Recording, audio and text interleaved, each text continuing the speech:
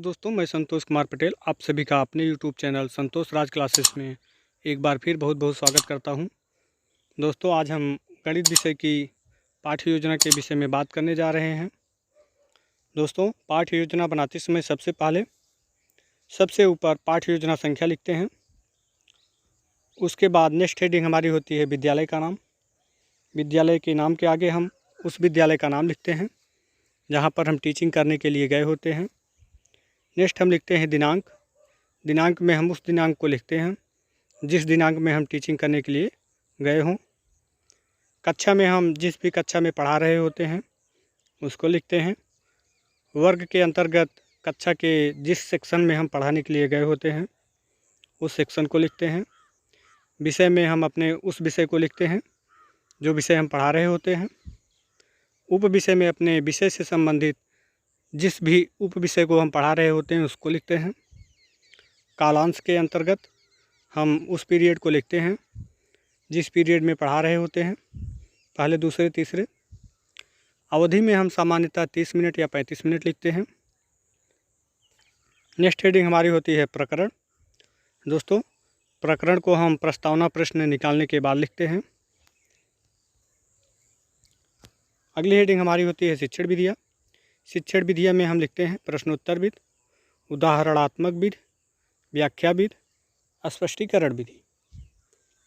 Next heading हमारी होती है सामान्य उद्देश्य। सामान्य उद्देश्य में हम सामान्यतः 5 या 6 पॉइंट लिखते हैं जो हमारे विषय से संबंधित बातें होती हैं।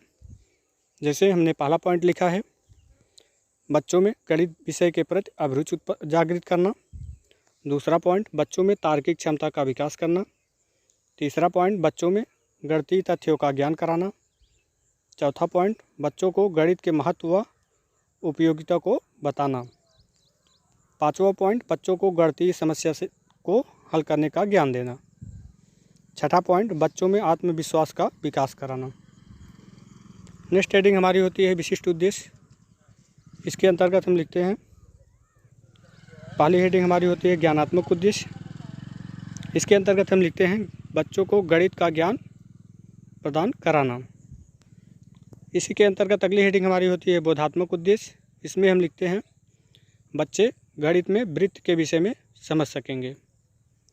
इसी के अंतर्गत अगली हेडिंग हमारी होती है क्रियात्मक उद्देश्य। इसमें हम लिखते हैं बच्चे वृत्त का व्यवहारिक उपयोग कर सकेंगे। नेक्स्ट हेडिंग हमारी होती है सहायक सामग्री। सहायक सामग्री में हम लिखते हैं लपेट श्यामपट्ट, चाक, डस्टर, चार्ट आदि। नेक्स्ट हेडिंग हमारी होती है पूर्व ज्ञान। पूर्व ज्ञान में हम लिखते हैं बच्चों को वृत्त के विषय में सामान्य जानकारी है। अगली हेडिंग हमारी होती है प्रस्तावना प्रश्न। दोस्तों, प्रस्तावना प्रश्न बनाते समय हम 3 कॉलम बनाते हैं।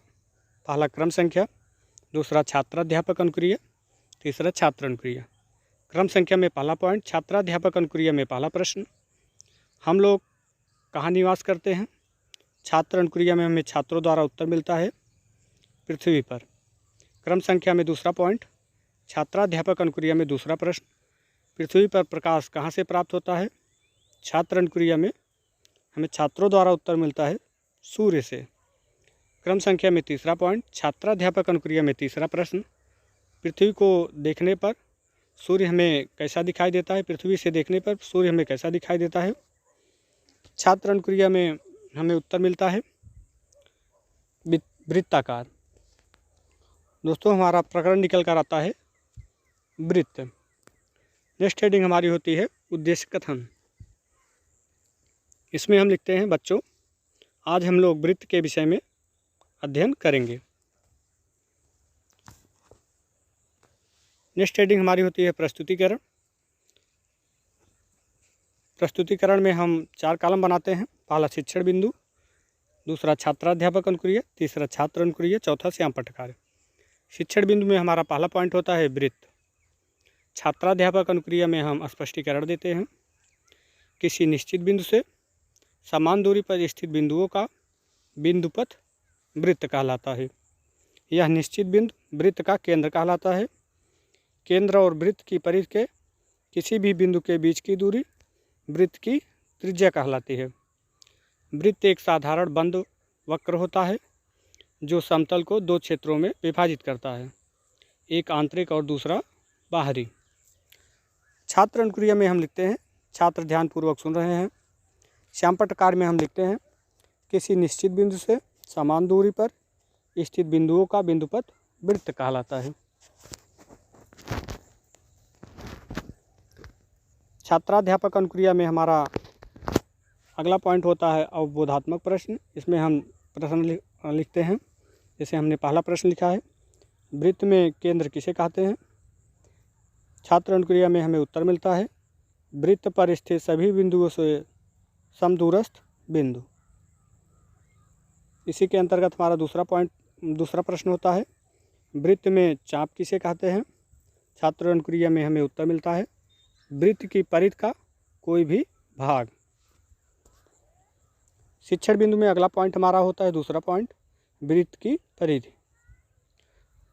छात्राध्यापक अनुक्रिया में हम लिखते हैं, एक वृत्त के अनुदिश एक बार चलने से तय की गई दूरी वृत्त की परिधि कहलाती है। वृत्त की परिधि बराबर 2 पाई r। छात्र अनुक्रिया में हम लिखते हैं, छात्र ध्यानपूर्वक सुन रहे हैं। श्यामपट्टकार में हम लिखते हैं, वृत्त की परिधि बराबर 2 पाई r।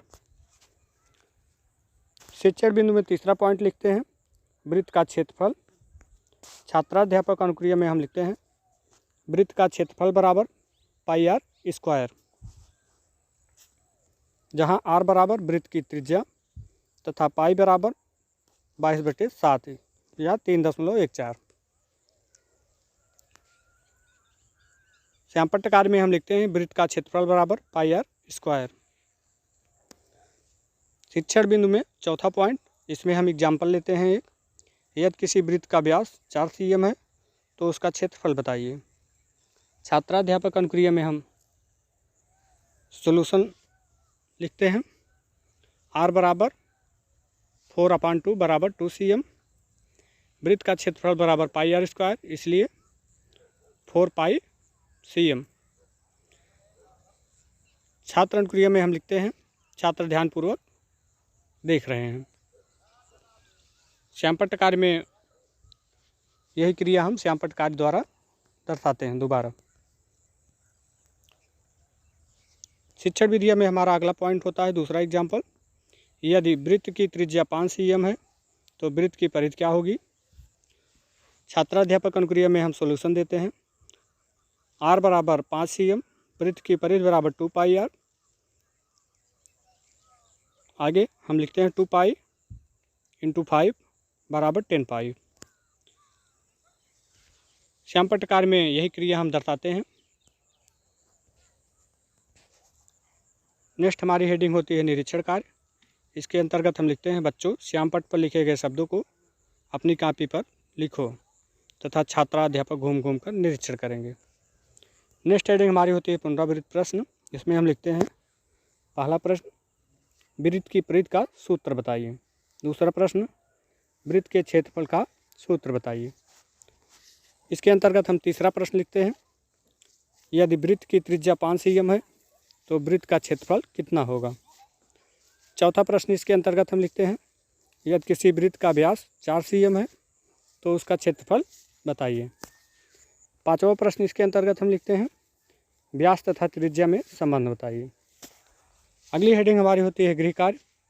गृह कार्य के अंतर्गत हम लिखते हैं, बच्चों घर पर जाकर वृत्त के विषय में अध्ययन करना।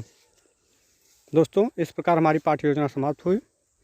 अगर हमारा यह वीडियो आपको अच्छा लगा हो तो हमारे चैनल को लाइक, सब्सक्राइब, शेयर ज़रूर करिएगा। मिलते हैं नेक्स्ट वीडियो में, तब तक के लिए जय हिंद, जय भारत।